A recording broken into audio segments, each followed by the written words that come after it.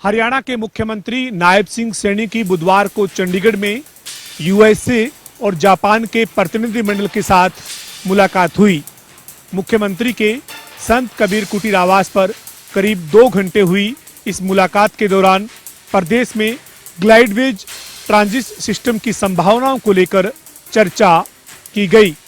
इस दौरान मुख्यमंत्री ने जापान और यूएसए की जो कंपनियां हैं उनके प्रतिनिधिमंडल के साथ चर्चा की और ये कहा कि हरियाणा में ग्लाइडवेज ट्रांजिट सिस्टम को किस तरीके से लागू किया जा सकता है उसके ऊपर मंथन किए जाने की आज जरूरत है। मुख्यमंत्री नायब सिंह सैनी ने कंपनियों के प्रतिनिधिमंडल को भरोसा दिया और कहा कि प्रदेश की सरकार नई आधुनिक जो तकनीक है उसके आधार पर परिवहन व्यवस्था को लागू करना चाहती है और उसके लिए हर कदम पर इन कंपनियों के सरकार साथ खड़ी है।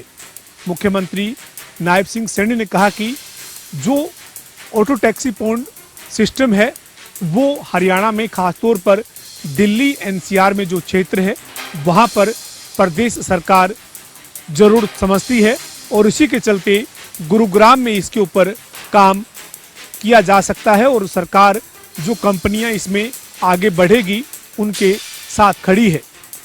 इसके अलावा हरियाणा के मुख्यमंत्री नायब सिंह सैनी ने शाम को चंडीगढ़ में नारी शक्ति वंदन अधिनियम को लेकर आयोजित एक कार्यक्रम में भी शिरकत की। मुख्यमंत्री नायब सिंह सैनी ने कहा कि आज नारी शक्ति वंदन अधिनियम के माध्यम से देश की आधी आबादी को सशक्तिकरण के लिए केंद्र की सरकार और प्रधानमंत्री नरेंद्र मोदी आगे बढ़ रहे हैं। जिन पुलिस ने सातिर महिला चोर को गिरफ्तार किया है और जिस प्रकार से डीएसपी जो ऋषभ सोडी है उन्होंने आज जानकारी देते हुए मीडिया को बताया कि 14 अप्रैल को एक जिन शहर में 2 अलग अलग जगह पर चोरी की घटना की बात सामने आई थी, जहां पर शिकायतकर्ता ने चोरी की घटना में यह बताया था कि एक महिला चोर दुकान पर आती है और एक नस्ली पदार्थ की जो गोलियां हैं वो उनको खिलाकर महिलाओं को उनके कानों से 2 बालियां, मंगलसूत्र और अन्य जो जेवर है वो लेकर फरार हो जाती है। उसी के आधार पर पुलिस ने जींद के सभी सीसीटीवी फुटेज चेक किए और आसपास के जो लोग थे उनसे भी महिला चोर के बारे में जानकारी हासिल की। उसके बाद से महिला चोर को गिरफ्तार किया गया और जिस प्रकार से जिन पुलिस ने बताया कि जो महिला चोर है वो हिसारी किसी गाँव की रहने वाली है और पिछले 13 साल से जींद में ही किसी कॉलोनी में रह रही थी और जिस प्रकार से 2 अलग अलग जगह पर महिला ने चोरी की घटनाओं को वारदात दिया है तो उसमें यह बात सामने आई है कि जो महिला चोर है वो अपने पास नशीली जो दवाइयां हैं वो साथ रखती थी और महिलाओं को बहला फुसलाकर उनको नशीला पदार्थ है वो खिलाने का काम करती थी, जिसके बाद वो चोरी की घटना को अंजाम देती थी। अब जींद पुलिस ने माननीय अदालत में महिला चोर को पेश करके 1 दिन का रिमांड हासिल किया है ताकि जो अन्य चोरी की जो घटनाएं जिन शहर में घटी है उनके बारे में भी महिला चोर से कोई बड़ी जो जानकारी है वो हासिल की जा सके। जिन सिंधा टीवी के लिए सुनील कुमार की रिपोर्ट। समालका पुलिस को आज समालका नहर के पास एक लावारिस स्कूटी खड़ी होने की सूचना मिली, जिसके बाद मौके पर थाना पुलिस और सीआईए पुलिस पहुंची। वहीं पुलिस को स्कूटी के साथ साथ एक स्कूल बैग और रिवॉल्वर भी मिला, जिसमें रिवॉल्वर को खोलने पर देखा गया तो उसमें 2 गोली मिसिंग पाई गई। मामले को लेकर जब जाँच की गई तो समालका के एक व्यक्ति ने सामान की पहचान की, वहीं व्यापारी का लड़का भी घर से गायब है। मामले को लेकर पुलिस नहर के आसपास गोताखोरों द्वारा लड़के को ढूंढने का प्रयास कर रही है। आशंका जताई जा रही है कि कहीं लड़का नहर में न हो। वहीं घटना को लेकर पूरी जांच की जा रही है कि स्कूटी किस तरह नहर के पास पहुंची और यह सामान कैसे वहां पहुंचा, इसकी पूरी जांच पुलिस द्वारा की जा रही है।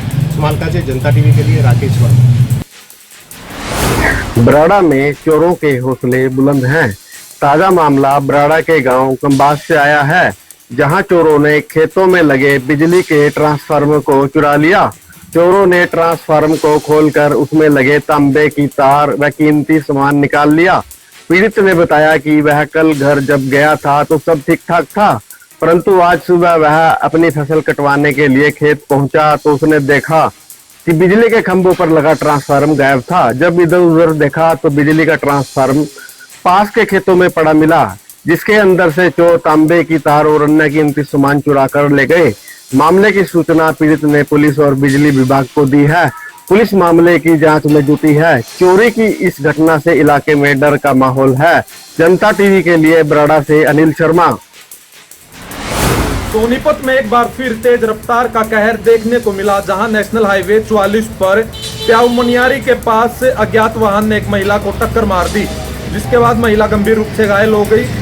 लोगों ने उसको तुरंत हॉस्पिटल पहुंचाया, जहां डॉक्टरों ने मृत घोषित कर दिया। सूचना के बाद परिजन सिविल हॉस्पिटल पहुंचे और उन्होंने पुलिस की कार्यप्रणाली पर भी सवाल खड़े किए हैं।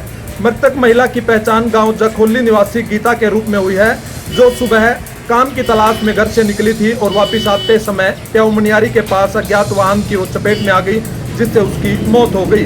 अब कुंडली थाना पुलिस इस हादसे की गंभीरता से जांच में जुटी हुई है और अज्ञात वाहन की तलाश में सीसीटीवी फुटेज चेक किए जा रहे हैं। सोनीपत से जनता टीवी के लिए सुशील मोर। नूह जिले के प्रोजुल क्षेत्र के अंतर्गत वहां पर बता दें कि सफाई के दौरान सीवर की सफाई कर रहे थे, जिसमें 2 मजदूरों की मौके पर मौत हो गई। बताया जा रहा है कि रात के समय में सीवर का सफाई चलाई जा रही थी और उसको लेकर वहां पर जब उसमें गैस, क्योंकि जहरीली गैस के कारण उसमें 2 लोगों की मौत हो गई है। इसकी सूचना नज़दीक के पुलिस थाने को दी गई है। पुलिस वहां पर मौके पर पहुंची और ग्रामीणों की मदद से वहां से जो मृतक है उनको निकाला गया है और साथ ही बताया उसमें कई लोग घायल भी हुए हैं, जिनको निजी अस्पताल में भर्ती कराया गया है। और बताया जा रहा है कि मृतक थे जो पलवल जिले के और यूपी के बताए जा रहे हैं, जो वहाँ पर कार्य कर रहे थे। और बताया जा रहा है कि जिस टाइम ये सीवर के जो सफाई चल रही थी तो वहाँ पर जो सेफ्टी किट है वो पूरी तरह से उन लोगों को नहीं दी गई, जिसके कारण इतना बड़ा हादसा हुआ है।